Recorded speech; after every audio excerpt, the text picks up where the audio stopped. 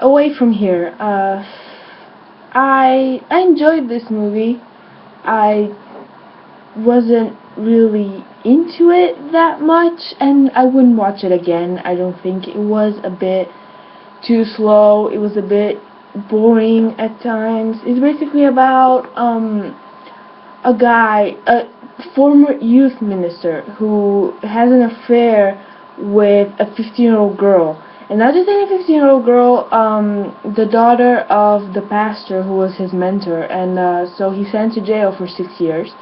And he comes out and he goes back to his hometown, which is a bad idea. I mean, she's there, and he shouldn't be there at all. But he's trying to move on, and he wants to, he gets another job, and he wants to stay away from all of this, and he gets a new girlfriend.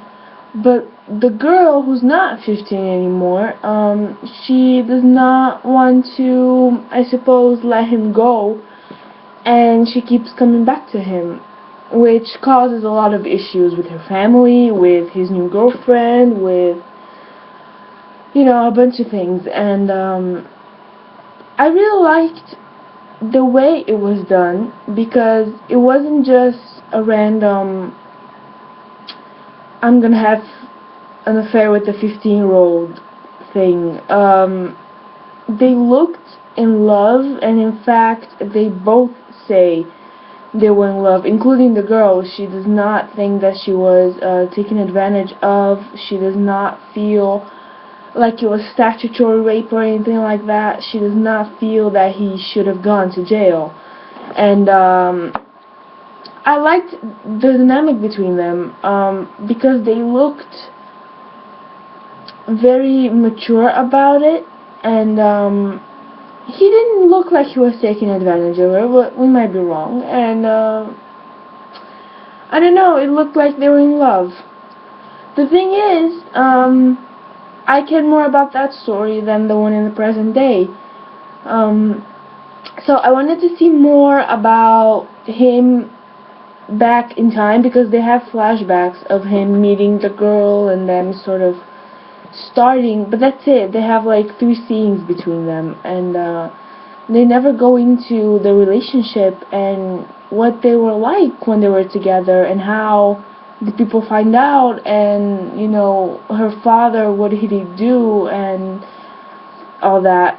And I was more interested in that. I wanted to know more about that, but they sort of decided to stick together with the present storyline of him and his new girlfriend, who I didn't really like. The actress was okay. I didn't like the character.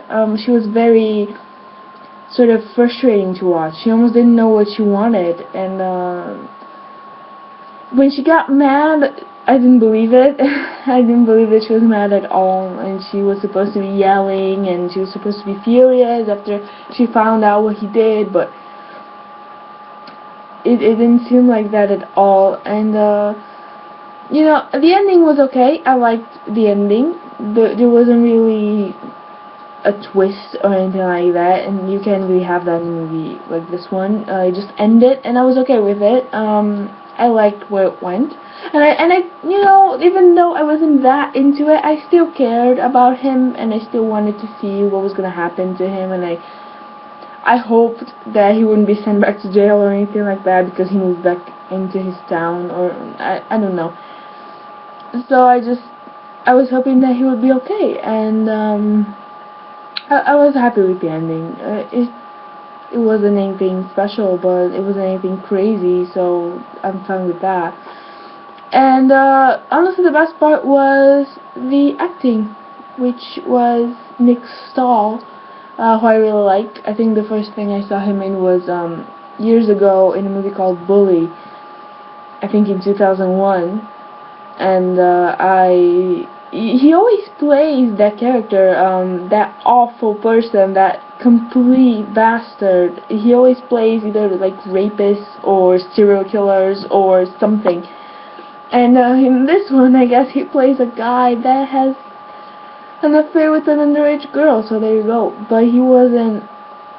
I think this is the first movie that I've seen with him that he was actually a good person. Even though, you know, the whole relationship happened, he was still a good person, I think. And I really enjoyed their relationship, the way it was done, because it's not the first time that we've seen, you know, a young girl having an affair with another guy, a teacher or something. It's not the first time at all. But it was done a bit differently, I think, where she was completely defending him, and he decided to take the fall, and he knew that he was doing something wrong, and she kept saying that he didn't. And you know, they do have, I know I don't want to spoil anything, but they do have a scene in the present where she goes to see him, and she's 21 now, and he's recently out of jail, and he doesn't want to see her. He has a restraining order, I believe, against her, and she has a restraining order against him, and he's not supposed to see her, but she goes to see him anyway, and she wants to explain herself, and he wants to explain himself, and it was a very good scene. I think that was the best scene in the movie. And yeah, I guess that's it. I'm trying to think of something else to say, but there's not much. It wasn't a bad movie. It wasn't bad at all. But I wouldn't see it again. And honestly, the only reason I did was Nick Stahl. And I don't know. I guess something else made me want to see it. That's it. And I wouldn't do it again. It wasn't bad, but it was a bit boring, it was a bit slow, and in the end, nothing much happened.